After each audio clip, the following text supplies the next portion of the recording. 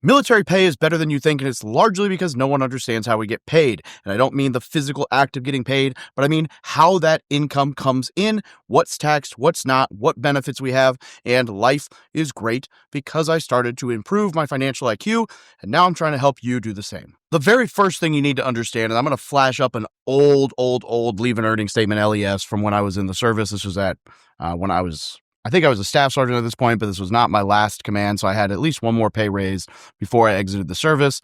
But this is from an older video. I just took a screenshot because I don't have access to my current leave and earning statement since I'm a bearded veteran at this point.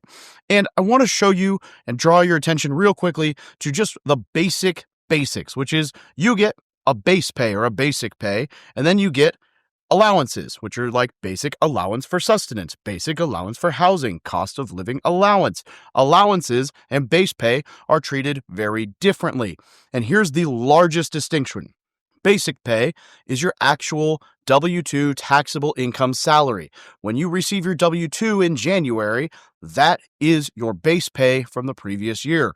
The allowances are tax exempt, which not only means they don't go on your W-2 and they're not taxed, but it also means that in order to earn the same living wage, you would need to account for pre-tax income, which means, try to make this as simple as possible. If you make $4,000 in allowances, just all together, it would be the equivalent of roughly $5,000 in taxable, pre-tax dollars, normal salary. And so let's say, for example, on this picture that I showed you guys, I was making roughly $3,500 in base pay. That's great. That means I would get taxed on that. That's, $40-something thousand a year, right? But on top of that, I was receiving an additional almost $4,000 between the BAS, which is your food allowance when you're married and you're not eating at the chow hall, your BAH, which is the, cost to buy and rent and live in a house, and the cost of living allowance with dependents, which in this case, I got $600 a month because I was actively stationed in Hawaii, and it's a little more expensive to live there. So it's very easy for people to go online and show their taxable W-2 income and be like, I do all this work for the service and I only make $30,000 or $40,000 a year. This is BS. Military doesn't make any money. And because you aren't telling the full story, people who see that are like, oh my God, they make no money for all the sacrifices they make. This is BS. And then people reiterate that. And there's this whole stigma that service members and vets or service members do not make enough money. The reality, though, is if you look at this very same my pay, $3,500 a month was taxed, $4,000 a month was not taxed, which is the equivalent of $5,000. That is the equivalent of $8,500 a month, right? So you take the $4,000, we'll make it taxable. It would need to be $5,000 to replace that. And the $3,500, $8,500 a month in normal W-2 income. And if you do the math on that, that is $102,000 salary. That's your compensation. So roughly 30 to 40% of your actual take-home equivalent pay, the pay that you would need to make to live the exact same lifestyle you're currently living, shows up on your W-2. The other 60 to 70% does not. And you're probably listening to this and you're like, well, that's great, Dave. But if it's so easy, why don't they just show everything on our W-2 so that we know what we make? Well, yeah, that's great. But this is actually a bigger benefit than you realize. Because again, you're not paying taxes on that 60 to 70% of your income. I can't tell you how valuable that is. In fact, I guess I could tell you. You would probably pay between 15 and 30% on that money in taxes, depending on exactly where in the pay bracket. And so it would kind of stagger based on how much what income threshold you crossed. So for reference, this is very easily saving you $5,000 to $20,000 a year in taxes.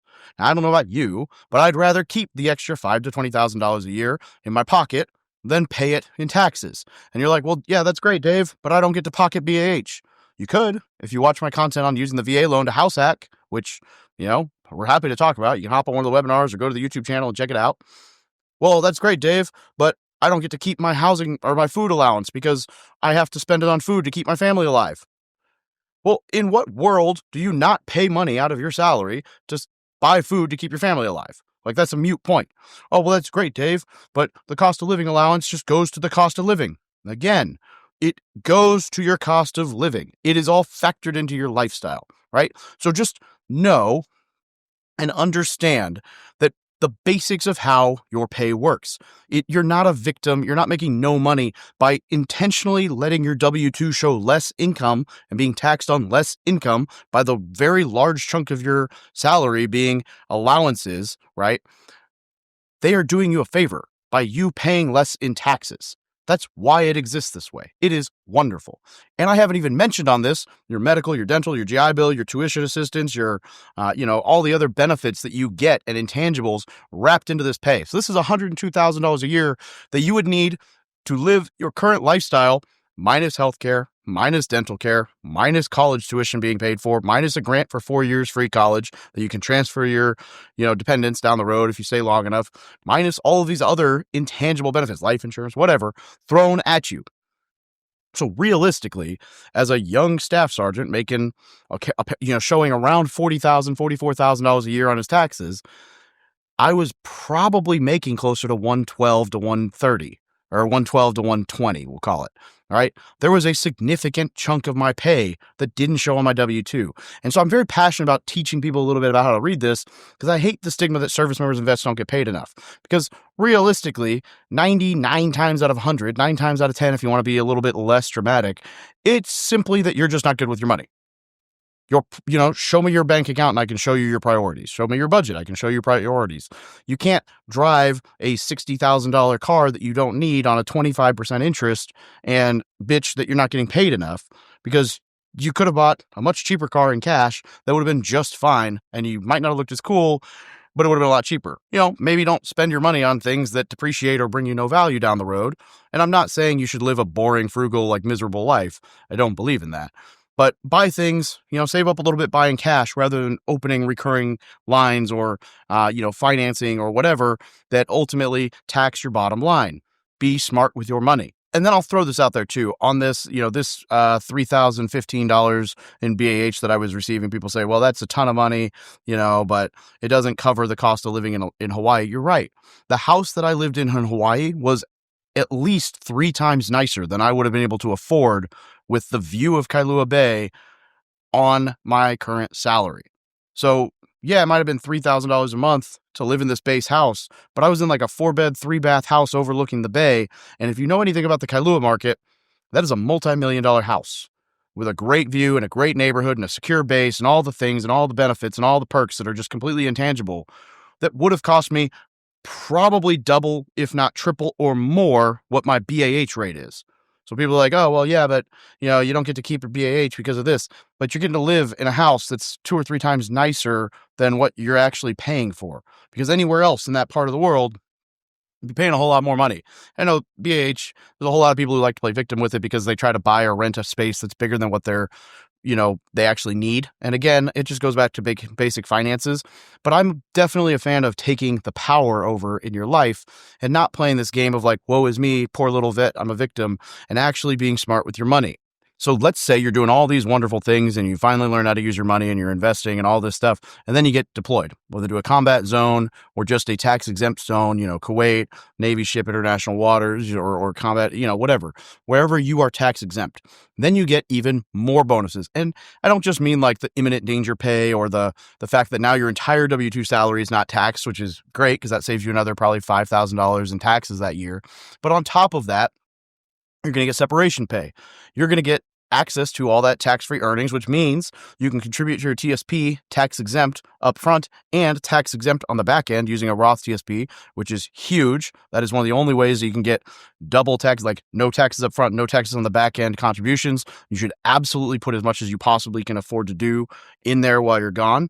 But on top of that, we're talking about the difference between being able to put $20,000 a year into your TSP or whatever your current limit is, it goes up a little bit every year, to being able to put closer to $60,000 into your thrift savings plan. So you could essentially, while deployed, if you have the financial ability to do so, put 3 years worth of cash or 2 years or whatever into your thrift savings plan in 1 year, and it's tax exempt on the front and back, and that can very quickly move the needle for your retirement, which is a really cool benefit that you don't get anywhere else. And then we got the saving deployment program, which is a 10% guaranteed return on a savings account while you're deployed, and that's another cool benefit because it's guaranteed, it's backed by the government, you're not going to lose that money, although you might be able to outpace that investing elsewhere, and if you've got bad debt, you should pay that off. But look, what I want to get into is this. Military pay is set up to be tax advantaged for your benefit. No, you're not going to join the military and all of a sudden be a bajillionaire. You're not. However, if you use your funds and your benefits correctly and you understand the use cases for this and the way that it works, you can very quickly set yourself up for financial success.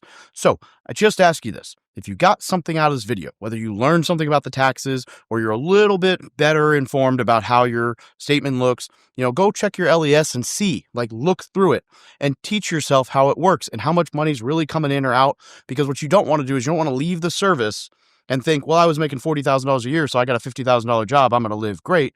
When really, you're going to need double that in order to live the same lifestyle because you're not accounting for all the allowances that aren't showing on your W-2, and you still have to pay to live somewhere. You have to pay for food. You have to pay for whatever the cost of living is in your area and all the other benefits. And so you need to budget for those and account for those and use this to your advantage, especially the combat and the tax exempt zone benefits. Those are huge. So look, just do me a favor. If you got questions, drop them in the comment. If you learned something on this, comment down below. I'd love to help you guys out with more of this, but I really want to get past the stigma of service members and vets coming in and being like, hey, I don't get paid enough. And check this out. If you're just going to come to my comments and be a victim and whine about your situation, without taking any accountability for your own actions, that's fine. But everybody who watched the whole video and got to this part is going to comment shame whenever they see one of your posts. So if you guys see someone in there who's just, being a negative Nancy about how, woe is me, my life is falling apart because the military doesn't pay me more money, just shame them in the comments, because what we want them to do, really, we don't have to do that, but I think it'd be funny. We really want to get people to understand, take responsibility for your own finances. Those same people who are in the victim, everything happens to me instead of for me mentality with their finances could very easily make $300,000, $400,000, $500,000 a year with the same spending habits and spend all $300,000, $400,000, $500,000 a year. You laugh and you're like, no, never. I know people who have grown into those levels of income and spend every dollar. You don't want to be that person. It does happen. I personally know people who've been there. It's a lot harder to unwind. I was making $400K and spending $400K and I'm still broke and fix that situation with all those liabilities than it is to unwind. I was making $40 to $100K and spending $40 to $100K. And now I just got to earn a little bit of extra money or eat a little bit differently because you probably don't have 3 J-Wagons, a Lambo, and 4 houses. And the reality is this, your habits determine what you keep. The amount of money you make, sure, it helps, but being able to keep your expenses low and understand where your money goes and invest and save and all those things accordingly, having good financial habits is what achieves financial freedom. It's not just clicking a box and making more money, because if your financial habits aren't better, you're going to grow into that income and it's not going to help you in the long run. So hope you got something out of this. Let me know what you guys thought. Have a great day. Love you all.